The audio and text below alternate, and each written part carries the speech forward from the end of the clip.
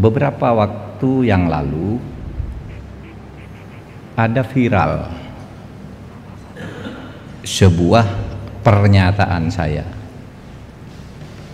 bahwa di era reformasi ini korupsi semakin meluas.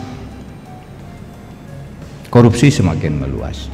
Itu pernyataan saya pada tahun 2017, jauh sebelum saya jadi menteri. Itu viral lagi. Orang yang iseng tanya, apakah Pak Mahfud sesudah menjadi pejabat mau meralat pernyataan ini? Apa tidak malu ada di era seperti sekarang? Katanya korupsi sekarang makin luas, lebih meluas di zaman Orde Baru. Saudara, saya katakan saya tidak akan meralat, karena kenyataannya sekarang ini saja, sekarang nih, hari ini korupsi itu jauh lebih gila dari zaman Orde Baru. Saya tidak akan semakin besar atau apa jumlahnya, meluas.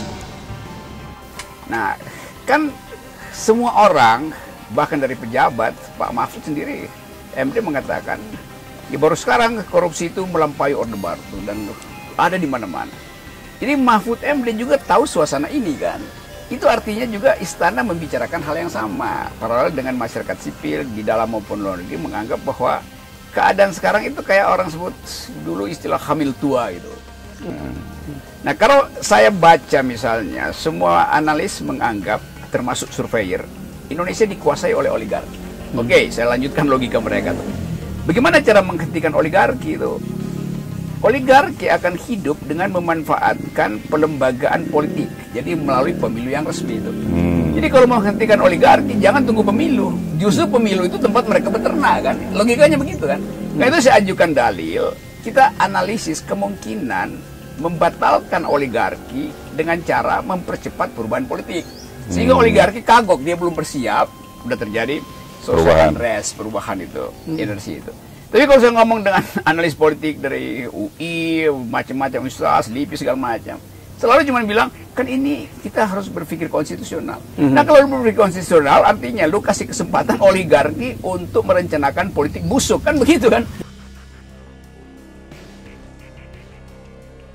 Bahwa kami, keluarga besar Partai Demokrat itu insya Allah akan konsisten dan serius untuk membantu negara menegakkan hukum secara adil.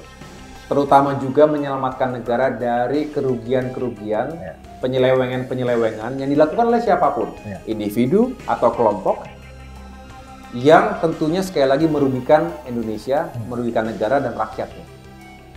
Oleh karena itu kita terus mendukung upaya-upaya para otoritas yang memang ditugaskan atau mendapatkan amanah untuk bisa menegakkan hukum atas kasus-kasus korupsi. Kita punya Polri, kita punya Kejaksaan, kita punya KPK. Nah, oleh karena itu kita tidak boleh punya niat untuk melemahkan institusi-institusi tadi. Walaupun dengan catatan, tentu harapan itu juga dengan konsekuensi. Kita berharap lembaga-lembaga tadi juga bisa menjalankan tugas itu luar biasa, amanah yang tidak mudah untuk bisa menegakkan itu secara adil. Jadi penegak hukum tuh berat banget, Mas. Berat sekali. Dicatat sampai akhirat. Iya, dunia selamat, akhirat ditanya juga. Jadi artinya kita selalu menaruh respect dan apresiasi kepada para penegak hukum yang adil, yang amanah. Sebaliknya, rakyat juga punya harapan yang tinggi terhadap mereka yang dianggap tidak amanah, agar tidak terjadi seperti itu. Nah, ketika kita berharap itu semua bisa berjalan dengan baik, kita juga tidak ingin ada kekisruan-kekisruan yang tidak perlu. Misalnya kemudian kemarin ada isu tes wawasan kebangsaan. Apakah relevan? Dengan tugas-tugas pokoknya untuk, saya rasa tidak relevan. Tidak sangat relevan begitu. Kalau hanya untuk diketahui kepribadian seseorang, karakter, dan lain sebagainya, ya wajar-wajar saja. Tetapi jangan sampai kemudian menjadikan itu sebagai penentu apakah dia fit atau tidak untuk menjadi petugas di KPK.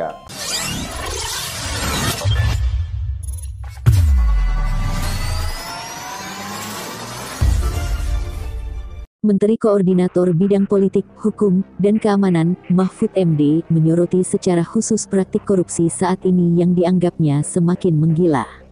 Mahfud menilai korupsi yang dilakukan saat ini lebih masif dibanding dengan era Presiden kedua, Soeharto.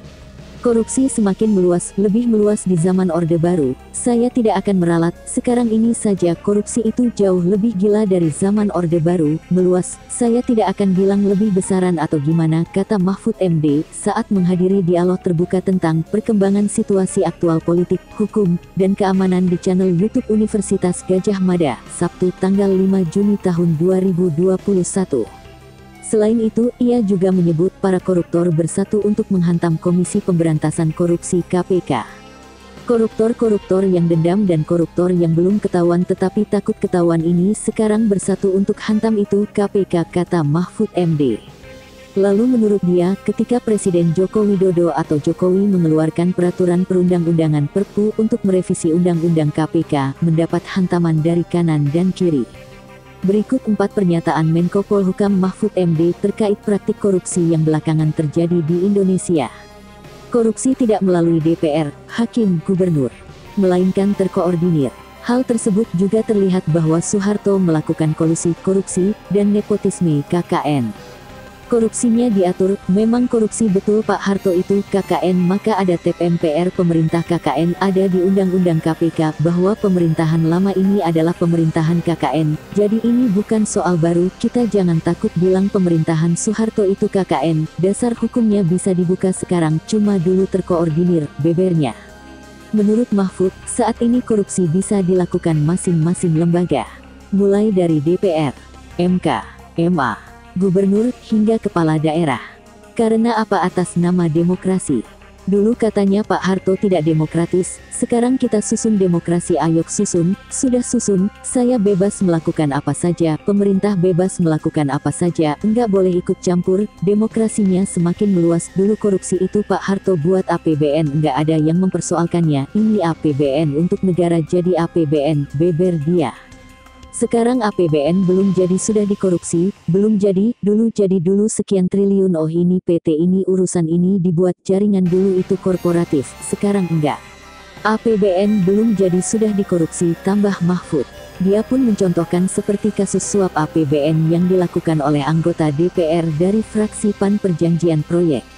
Mereka dengan mudah memberikan janji kepada kepala daerah agar proyeknya masuk dalam APBN dengan membayar uang muka. APBN belum jadi sudah dikorupsi, jadi uangnya belum ada sudah dibegitukan. Itu yang saya katakan, korupsi sekarang ini makin gila, terang Mahfud.